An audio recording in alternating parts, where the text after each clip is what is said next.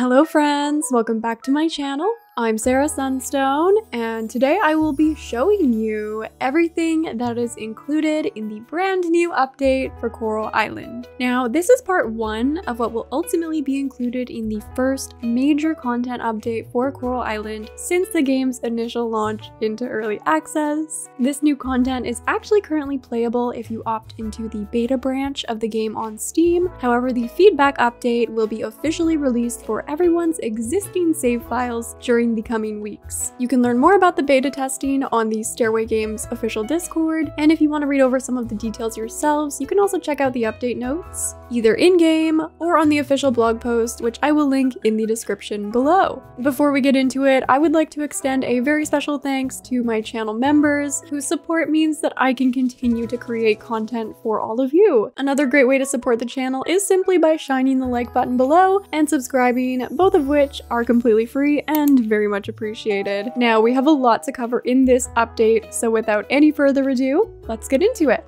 First and foremost, controller support is now active, which I know so many of you have literally been waiting for this to play the game at all. The game will now detect if you've plugged in your controller and will automatically switch all button prompts on screen to controller mode. There are also new UI tabs to accompany this feature, and rebinding will be supported in the future. Next up, let's get into some brand new customizations for your player, your farm, and your home. For your player, there are 20 new hairstyles available in the initial character customization UI and in the hair salon, as follows.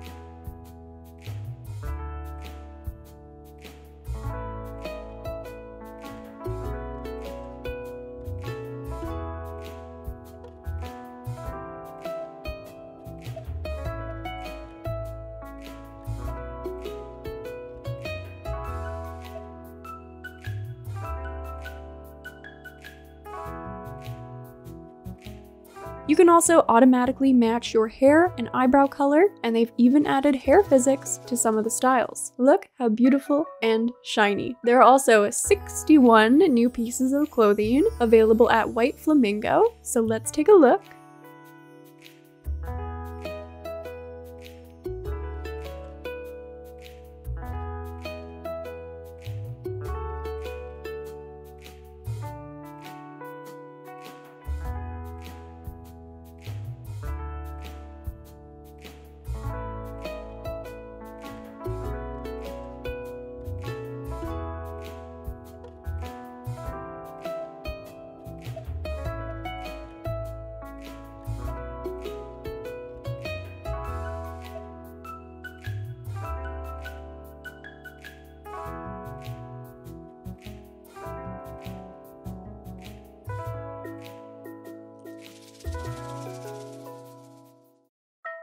As for your farm, there are 17 new pieces of outdoor decor as follows.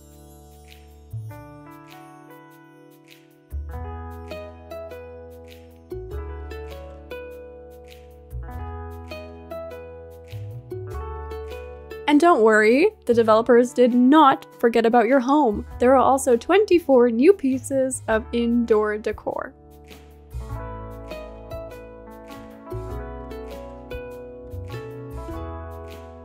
New customization and decor options will continue to be added to the game, so look forward to even more in the future. If you weren't already impressed, let's take a look at more brand new features that have been added. First up, we have some beautiful, fancy new user interfaces. Here is the new museum donation UI. I just love it. This UI is actually going to track how many donations you've made overall. It will also track how close you are to receiving the next reward, which yes, rewards for donations are now implemented as well. And guess what? time is now going to move twice as slowly when you're inside the museum, so you can enjoy exploring and enjoying your collection. There is also a brand new user interface for processing fossils at the lab, which actually means that we will first have to process the fossils we find before donating them. Once you unlock the soft bristle brush, you will now be able to find fossil nodes and even torn pages. A new library book user interface has also been added, and you will now officially be able to find damaged books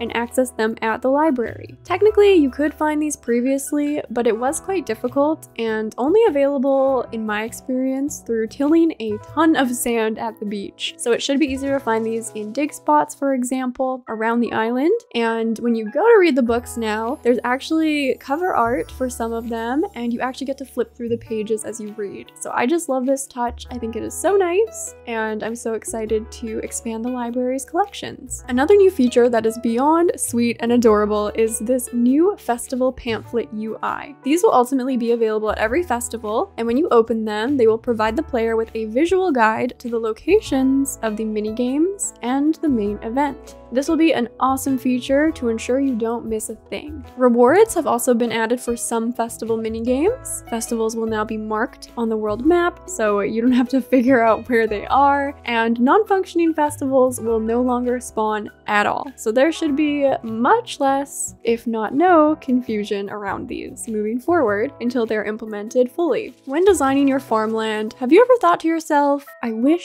I could just zoom out a bit further and see everything from a bird's eye view? Well, now you can. Simply press P on your keyboard and take a look. This is going to be so useful for decorating, planning your layout, and capturing it in a photo. 4 fruit plants have also been added: rambutan, banana, avocado, and dragon fruit. Remember that these will take 11 days to mature, can grow during 2 seasons of each year, and will wither off season. These are not fruit trees. They will wither. Fruit trees will not. Fruit plants will, so keep that in mind before you plant them. Finally, for what the team is considering new features, we can actually now delete saves. Of course, use this with caution, but I'm really excited about this one because I, for one, have too many saves. Now, during my time streaming the game, I also observed that there are a ton of new NPC animations added, as well as different environmental assets that are brand new. So there's definitely a lot of stuff in this update that they didn't actually list officially. So I'm excited to continue to discover this on streams, and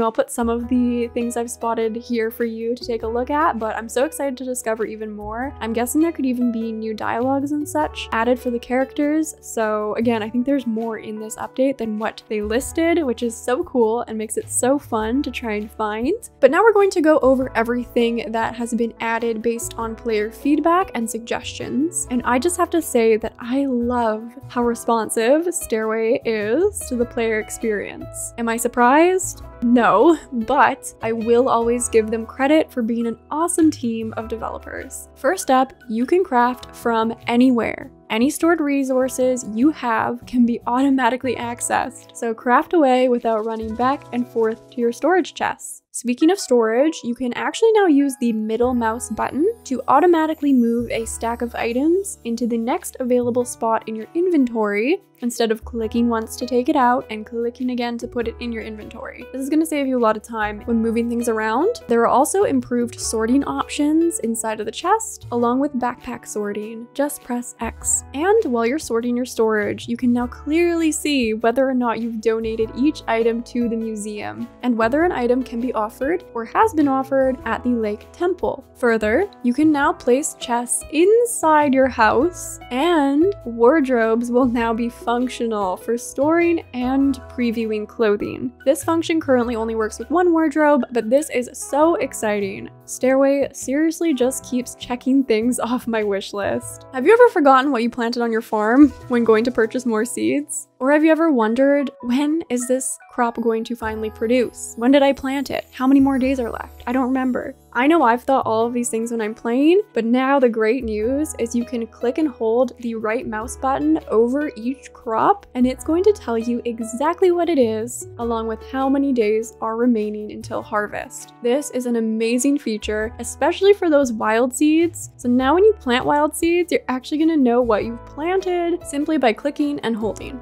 Speaking of crops, prices have been buffed slightly, meaning they will be worth more. Also, the chances of crops being destroyed in stormy weather has been reduced, and grass will no longer destroy crops by creeping over fences. Okra will now continue to bear produce after the first harvest, and hot peppers will be placeable in mason jars. Further, many artisan goods have been rebalanced with different processing times and increased prices. As for ranching, it will be easier to enter and exit farm buildings, which was especially noticeable for me when trying to collect eggs. Also, now if you want to move your farm buildings, it's actually only going to cost you 300 coins instead of 2,000. They've also removed the gap between farm buildings and fences so that animals will no longer slip through. And if you are having trouble maintaining a hefty supply of hay, it can actually now be acquired by destroying weeds and grass. And the season in which you destroy the grass specifically will influence your chance of gathering hay. This is going to make sure your animals are always fed, and I'm very grateful for this update. In terms of fishing, the overall wait time for a catch has been reduced, with greater variety in the types that will spawn, which is awesome. Legendary fish, such as the great white shark, will be much more rare to catch, which is also awesome. And you will now have a chance to find a coffer or geode when fishing in certain areas, which, you guessed it, is perhaps the most awesome. And if you love mining, there are exciting updates for you as well. First, there is a rare chance that you will find a rope when breaking rocks, which if you decide to use it, it will allow you to immediately descend to the next level without actually having to find the opening, or you could save it for later when things get a bit more intense. There is also an increased chance for the rock domino perk to occur. So basically, if you redeem a skill point for this perk, it gives you a chance to break a nearby rock when hitting another. And sometimes this rock domino effect can actually go more than a single rock, so you can break one and then maybe two next to it will break, like a domino effect. And I can definitely confirm that it is so much more satisfying to mine now with this perk active and having that higher chance for it to actually activate. It is so fun and satisfying. You know, it was happening for me before on occasion, but now it's happening more often, and it just makes mining so fun. And then finally, for mining, the requirements for crafting explosives have been rebalanced. Of course, you know we have to talk about the beautiful cast of islanders, and I have some great news for you. Now there is a button on the relationship tab where you can click to find out exactly where an NPC is currently on the map. This is going to make tracking down your favorite character so much easier, and I just love this. 10 points if you can guess in the comments who I will be using this feature to locate on the island the most. There are also new ways to sort the characters by varying criteria, such as heart level, eligible partners, upcoming birthdays, and more. Some more good news. Now the weekly limit of 2 gifts given per character will exclude birthday gifts. So on their birthday weeks, you can now give 3 gifts to those characters. And then for some extra odds and ends, we have decorative calendars now being functional. You can purchase these at the carpenter shop, and then when you mount them on your wall, you can actually just check out the town calendar right from your home. You don't have to run down to Sam's at all. TV shows will now disappear the day after you've viewed their content, so you can keep track of what you have and haven't already watched. You now have the ability to resize your mouse cursor size, the ability to rescale HUD elements, including your hotbar. You also now have the option to display game time in AM/PM instead of the 24-hour clock, which is going to be so helpful for so many of us, I know. Excitingly, we also have the option to zoom in the camera further. I love the zoom. It is the perfect distance for me now. It is just that little bit closer that I wanted it to be. It is so nice to see the details in the beautiful interiors and just across the map in general. There's also the option to remove the low stamina screen effect if you would like. The behavior of wildlife has been improved, and I can definitely attest to this. From playing, it looks so much better. And there's other quality of life things like riddles being made a bit more obvious, text to indicate which quests are completable, which are work in progress, work on the color wheel, like just little things like that that are gonna make a big difference. You might just not notice it unless you notice it. And did you think we were done? No, we're not done. We still have improvements and bug fixes to cover, and seriously, hold on, don't click away. I know it might sound a little bit okay, bug fixes, whatever. No, some of these are amazing improvements that you're going to want to hear about, trust me. So all tool models have been updated. Now the tools you use are actually going to look like the icons and reflect the upgraded quality. The animation for using tools has also been improved. Quality stars and additional information has been added to where you go to upgrade produce at the lab, such as seed bags, seedlings, and fodder. It's going to take longer for baby farm animals to become adults, so you can appreciate them in all their cuteness for just a little bit longer. Ore veins in the water gate now drop silver ore. Are you kidding me? Ore veins are one of my favorite things in this game. They're literally dopamine trails, and now we have ones that drop silver. This is amazing. A confirmation prompt has now been added when leaving the mines or diving to ensure you really want to leave. Fish bait is now craftable and functional, so you can choose to craft this using spider fur, or you can actually purchase it at the beach shack, and you just have to equip it in your inventory page, and you're ready to go. You can also now donate to the potluck at the Cherry Blossom Festival, so that's exciting that the main event has been implemented. All utensils will now be available at Socket and Pan at all times once your house is upgraded with the kitchen. However, there will be one featured utensil each week that will be discounted. Previously, you could actually only purchase one utensil at all every week. So now they'll all be available, but it's just that discounted one that's going to rotate weekly. There's a ton of other little bug fixes, you know, like fixing grammar, typos, some UI buttons and prompts, different, you know, improved layouts of various UIs with some really cool transition animations. I really like how it looks. Just so much of everything is running even smoother because it was already smooth before. The team just has such good attention to detail, like incredible. So it's already feeling better to play, even though it already felt amazing. But I've actually saved two of my personal favorites from this category for last. So first of all, the items at the Secret Forest shop are actually now functional, which hopefully means I'm gonna get my panda suit once and for all, and I will surely be sporting a holiday hat this winter. And last, but absolutely nowhere near least, fast travel has been added to the hot springs, which if you didn't know, the hot springs actually help you recover stamina, so this is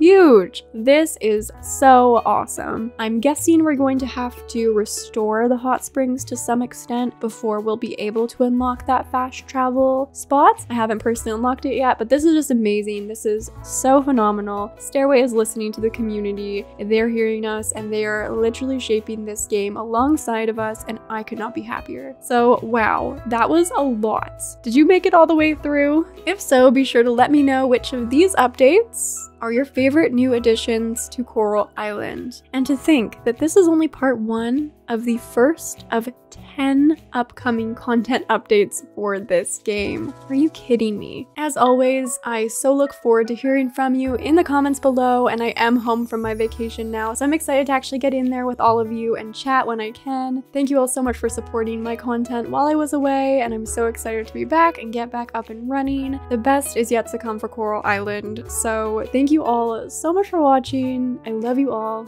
and until next time, take care.